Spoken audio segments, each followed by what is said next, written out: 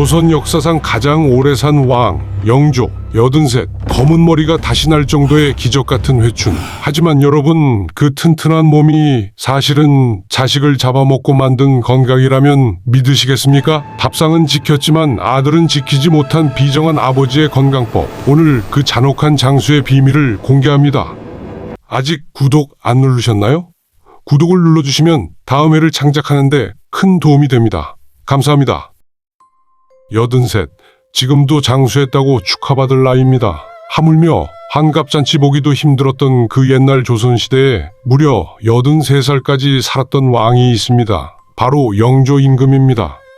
조선 왕들의 평균 수명이 고작 46이었습니다. 쉰을 넘기기가 하늘의 별 따기였던 그 시절, 영조는 아들보다 며느리보다 심지어 손자보다 더 튼튼한 몸으로 왕좌를 지켰습니다. 검은 머리가 다시 날 정도로 기적 같은 건강을 자랑했죠.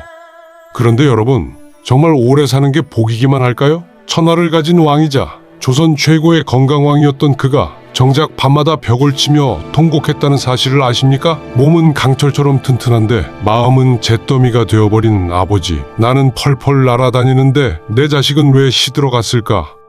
오늘 역사의 맨 얼굴은 영조의 지독했던 건강관리, 그 이면에 숨겨진 피눈물 나는 후회를 파헤쳐 보겠습니다. 단순한 역사 이야기가 아닙니다. 어쩌면 지금 우리의 노후를 비추는 거울일지도 모릅니다. 영조가 왜 그렇게 건강에 집착했는지 아십니까? 그 시작은 두려움이었습니다. 영조는 태어날 때부터 콤플렉스 덩어리였습니다. 어머니 숙빈 최 씨가 궁궐에서 물 깃고 빨래하던 무수리 출신이었거든요. 신하들은 뒤에서 수군거렸습니다. 왕의 몸에 천한 피가 흐른다고 말이죠. 게다가 이복형인 경종을 독살하고 왕이 되었다는 끔찍한 소문까지 평생 그를 따라다녔습니다. 영조는 뼈저리게 느꼈을 겁니다. 내가 살아남는 길은 오직 하나다.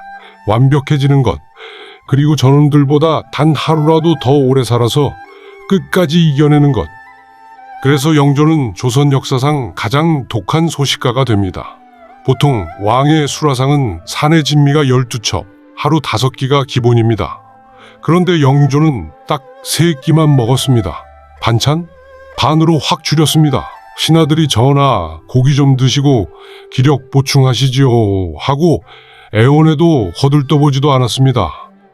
대신 영조가 밥상에 꼭 올린 게 있습니다. 바로 현미와 잡곡, 그리고 슴슴한 나물 반찬입니다. 놀랍지 않습니까? 현미가 몸에 좋은 걸 200년 전에 이미 간파했던 겁니다. 거기에 술은 입에도 안 댔습니다. 영조가 금주령을 내려서 온 나라의 술독을 깨부수게 한 건 유명하죠. 내가 안 마시니 너희들도 마시지 말라. 신하들도 강제로 건강해질 수밖에 없었습니다. 그리고 또 하나, 영조의 장수 비결로 꼽히는 결정적인 한방, 바로 인삼입니다. 영조는 평생 인삼을 껌처럼 씹고 살았습니다. 70이 넘어서는 1년에 인삼을 20근 넘게 먹어치웠습니다. 의원들이 걱정할 정도였습니다. 전하, 인삼을 너무 많이 드시면 몸에 열이 차서 해롭습니다. 하지만 영조는 콧방귀를 낍니다. 니들이 내 몸을 알아? 내가 천한 핏줄이라는 스트레스를 버티고 여기까지 온 건 다 이 인삼 덕분이다. 철저한 식단, 틈만 나면 걷기, 꼿꼿한 자세. 그 덕분에 영조는 70 노인이 되어서도 30대 젊은 신하들보다 눈이 밝고 목소리가 우렁찼습니다. 신하들은 영조 앞에서 기침 한번 마음대로 못했습니다. 왕이 저렇게 쌩쌩하니 밑에 사람들은 죽을 맛이었겠죠. 영조는 스스로를 완벽하게 조각해 나갔습니다. 자, 여기까지 보면 영조는 정말 훌륭한 군주이자 자기 관리의 화신입니다. 우리 시니어들이 본받아야 할 표본이죠. 하지만 여러분, 세상에 공짜는 없습니다. 영조가 자신을 완벽하게 조이면 조일수록 그 날카로운 칼날은 고스란히 맏아들 사두세자의 심장을 겨누고 있었습니다. 부모님들, 혹시 자식 키우면서 이런 생각 해보신 적 없으십니까? 나는 맨주먹으로 시작해서 이만큼 읽었는데 너는 다 해줘도 왜 이것밖에 못하냐? 영조가 딱 그 마음이었습니다. 영조는 엉덩이 붙이고 앉아서 책 읽고 토론하는 걸 좋아하는 학구파인데, 사도세자는 칼 쓰고 활 쏘고 그림 그리는 걸 좋아하는 자유로운 예술가 기질이었습니다. 완벽주의자 영조는 아들의 다름을 틀림으로 규정했습니다. 내 핏줄에 내 아들에게 빈틈이 있으면 안 된다는 강박관념 때문이었죠. 그때부터 지옥 같은 가스라이팅이 시작됩니다. 아침 문안 인사 갈 때마다 혼이 납니다. 너 오늘 옷차림이 그게 뭐냐? 걸음걸이가 왜 그리 경박하냐? 책은 읽었냐? 글씨가 왜 삐뚤어지냐? 신하들 수십 명이 보는 앞에서 아들을 세워놓고 인신공격을 퍼붓습니다. 아들은 식은땀을 흘리며 벌벌 떱니다. 심지어 영조에게는 아주 고약한 버릇이 하나 있었습니다. 바로 귀 씻깁니다. 사도세자가 대답을 좀 시원치 않게 하거나 사도세자의 이야기를 들으면 영조는 표정을 싹 굳힙니다. 그리고 내관을 부릅니다. 물 가져오너라. 귀가 더러워졌다. 그리고 대야에 물을 떠다가 귀를 박박 씻어냅니다. 더 충격적인 건 뭔지 아십니까? 그 귀 씻은 더러운 물을 기어이 사도세자가 사는 건물 쪽으로 갖다 버리게 했습니다. 너는 나에게 오물이다. 이런 뜻 아니겠습니까? 이게 아버지입니까?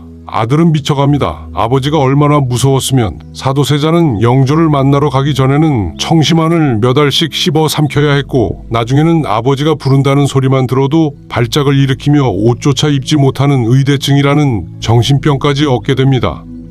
튼튼한 몸으로 80까지 산 영조. 하지만 그 긴 세월 동안 아들의 속은 썩어 문드러지고 있었습니다. 사도세자는 결국 울분을 참지 못하고 폭발합니다. 내시를 죽이고 궁녀를 건드리고 온갖 기행을 저지릅니다. 이건 미치광이의 난동이 아니라 제발 나를 좀 봐달라는 사랑받지 못한 아이의 처절한 비명이었습니다. 결국 운명의 그날이 오고야 맙니다. 1762년 윤 5월에 푹푹 찌는 여름날, 영조는 창경궁 뜰에서 아들에게 자결을 명합니다. 칼을 던져주며 죽으라고 합니다. 아들이 이마에 피가 나도록 땅에 머리를 찌으며 살려달라고 빌었지만 영조의 눈에는 핏발만 서 있을 뿐입니다. 오히려 소리칩니다. 뒤줄을 가져오라. 쌀을 담아두는 그 좁고 캄캄한 나무상자. 한여름 땡볕 아래 영조는 아들을 그 속에 가두고 못을 박았습니다. 물 한 모금 주지 않았습니다. 뒤주 안에서 아들이 손톱으로 나무를 긁으며 울부짖습니다. 아바마마, 목이 마릅니다. 한 번만 살려주십시오. 오줌이라도 받아먹게 해주십시오. 하지만 영조는 뒤주 앞에서 부채질을 하며 태연하게 밥상을 받았습니다. 자식이 죽어가는 소리를 배경음악 삼아 현미밥을 씹어 삼킨 겁니다. 며느리 해경궁 홍씨도 어린 손자 정조도 숨죽여 울 뿐 서슬퍼런 영조의 광기를 아무도 말리지 못했습니다. 그렇게 8일 뒤주를 열었을 때 사도세자는 웅크린 채 싸늘한 시신이 되어 있었습니다. 악취가 진동하는 그 시신 앞에서 영조는 무슨 생각을 했을까요? 그때 영조의 나이 69이었습니다. 그 후로도 영조는 무려 14년을 더 살았습니다. 83살까지 천수를 누렸죠. 그런데 여러분, 영조의 그 14년이 과연 행복했을까요? 승리감에 도취되어 살았을까요? 아닙니다. 실록을 보면 영조는 밤마다 잠을 못 이루고 벽을 치며 괴로워했다고 합니다. 죽은 아들이 꿈에 나온다며 허공에 대고 헛소리를 하기도 했고요. 자기는 현미밥 먹고 인삼 챙겨 먹어서 몸은 돌덩이처럼 튼튼한데 마음은 텅 비어버린 겁니다. 밥상머리에 같이 앉아 밥 먹을 아들은 이미 흙으로 돌아갔고 살아남은 손자 정조는 할아버지를 무서워하면서도 원망 가득한 눈초리로 쳐다봅니다. 그 넓은 궁궐에서 혼자 밥을 씹어 삼키며 영조는 피눈물을 흘렸을 겁니다. 내가 이러려고 건강 챙겼나? 내가 이러려고 그토록 악착같이 살았나? 여러분, 오늘 영조의 이야기를 보면서 어떤 생각이 드십니까? 물론 건강 중요합니다. 영조처럼 소식하고 절제하고 몸 관리하는 거 우리 시니어들에게 꼭 필요한 덕목 맞습니다. 아프면 나만 서럽고 자식들한테 짐 되니까요. 하지만 그 건강한 몸으로 무엇을 하느냐가 더 중요하지 않을까요?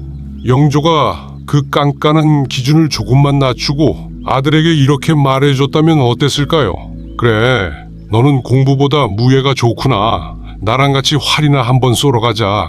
단 한 번이라도 따뜻하게 웃어줬다면 영조는 83세가 아니라 100세까지 살면서 아들과 손자 재롱을 보며 진짜 성공한 노후를 보냈을지도 모릅니다.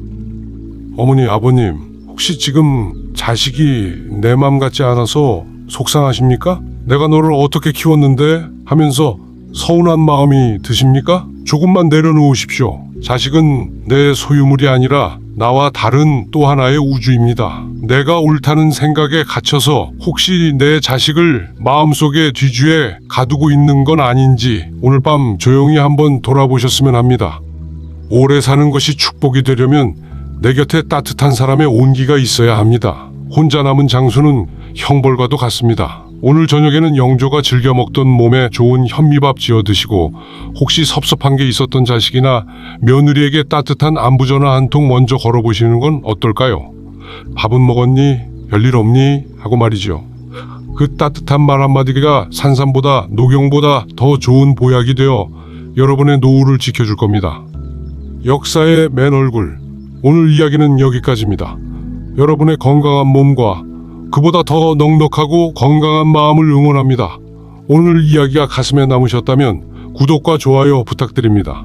저는 다음 시간에 더 깊은 울림이 있는 이야기로 찾아오겠습니다. 감사합니다.